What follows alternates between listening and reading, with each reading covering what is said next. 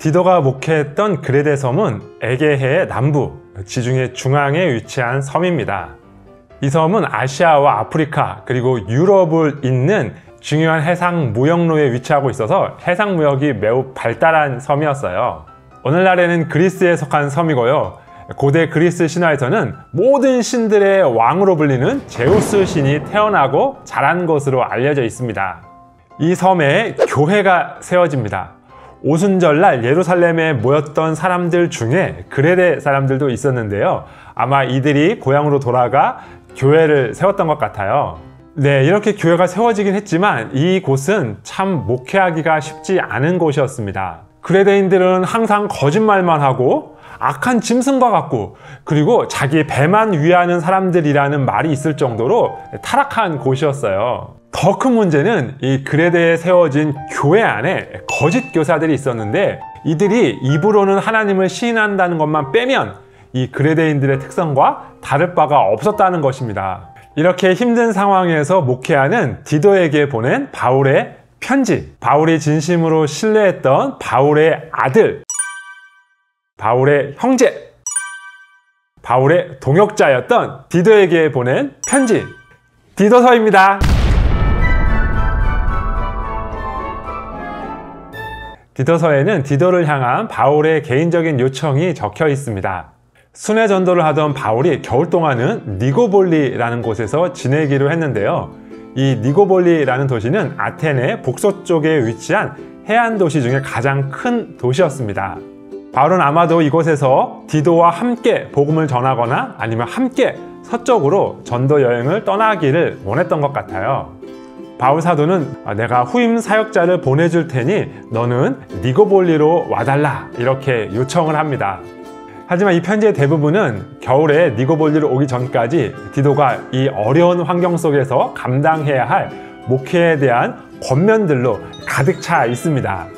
디도서 1장 5절은 이 목회 사역의 핵심을 두 가지로 요약하고 있습니다. 어려운 환경 속에서 교회를 올바로 세우기 위해서는 직분자를 잘 세우는 일이 필수적이었습니다. 그래서 바울 사도는 디도에게 직분자를 잘 세워야 한다며 직분자의 자격을 알려줍니다.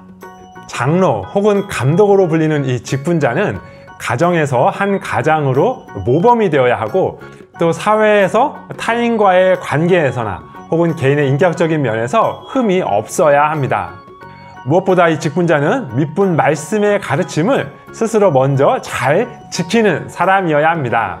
이렇게 엄격한 기준으로 직분자를 세워야 하는 이유는 이 교회에 거슬러 말하는 사람들이 많았기 때문이에요.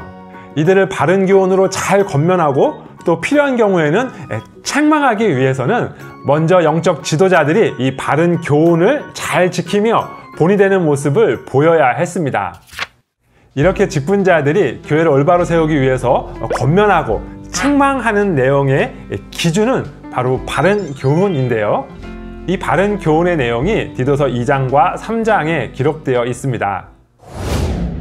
먼저 2장에서 바울은 디도에게 그레데 공동체의 각 계층에 있는 사람들에게 권면하라고 명령합니다. 성도들을 성별, 나이, 계층별로 구분해서 각 상황에서 가질 수 있는 약점을 염두에 두며 무엇을 조심해야 하는지를 알게 하는 것입니다.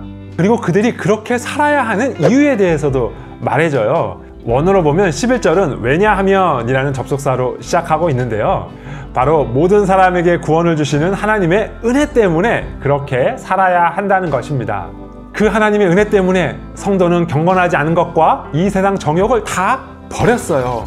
그리고 이제 신중함과 경건함과 의로움으로 이 세상을 살아갑니다. 그리고 복스러운 소망과 우리 구주 예수 그리스도의 영광이 나타날 것을 기다립니다. 이렇게 하나님의 은혜를 받은 성도들은 과거, 현재, 미래가 모두 다 바뀐 존재들이죠. 이렇게 전인격이 변한 성도들은 단 한 가지 목적을 가지고 살아갑니다. 그가 우리를 대신하여 자신을 주심은 모든 불법에서 우리를 속량하시고 우리를 깨끗하게 하사 선한 일을 열심히 하는 자기 백성이 되게 하려 하심이라. 이러한 구원의 목적은 모든 선한 일을 벌이는 이 거짓 교사들과 분명하게 대조되고 있습니다. 거짓 교사들은 입으로는 하나님을 시인하지만 행위로는 하나님을 부인해요. 하지만 반대로 참으로 구원받은 성도는 선한 일을 열심히 하는 하나님의 참다운 백성이 됩니다. 3장에서 바울 사도는 이제 디도에게 이 성도들에게 세상에서 어떻게 살아야 할지를 권면하라고 명령합니다. 그리스도인들은 세상에서도 칭찬받는 자로 살아가야 한다는 것이에요.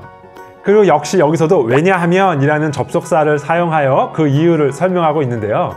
그 이유는 먼저 우리도 주님을 만나기 전에는 이 그레데 사람들과 다를 바 없는 사람들이었기 때문입니다. 그런 우리에게 하나님께서 은혜를 베풀어 주신 것이죠. 우리는 하나님의 사랑과 자비하심 때문에 구원을 받았습니다. 하나님께서는 우리에게 성령을 풍성하게 부어 주셨습니다. 우리는 오직 은혜로 의롭다 하심을 받았습니다. 그러니 이제는 달라진 신분에 합당하게 살아야 한다는 것입니다. 디도서는 우리에게 교회를 올바로 세우기 위해서 직분자의 역할이 얼마나 중요한가를 가르쳐 줍니다. 그리고 직분자가 해야 할 일은 교회에서 바른 교훈을 전하는 일이라는 것을 알려줍니다. 그리고 디도서는 모든 성도들은 구원받은 자의 정체성에 합당한 삶을 살아야 한다고 말씀합니다. 무엇보다 구원받은 우리는 분명한 삶의 목적이 있다는 사실을 꼭 기억해야 합니다. 디도서를 읽으며 하나님께서 선한 일을 하는 하나님의 백성을 창조하기 위하여 우리를 구원하셨다는 사실을 꼭 기억하세요.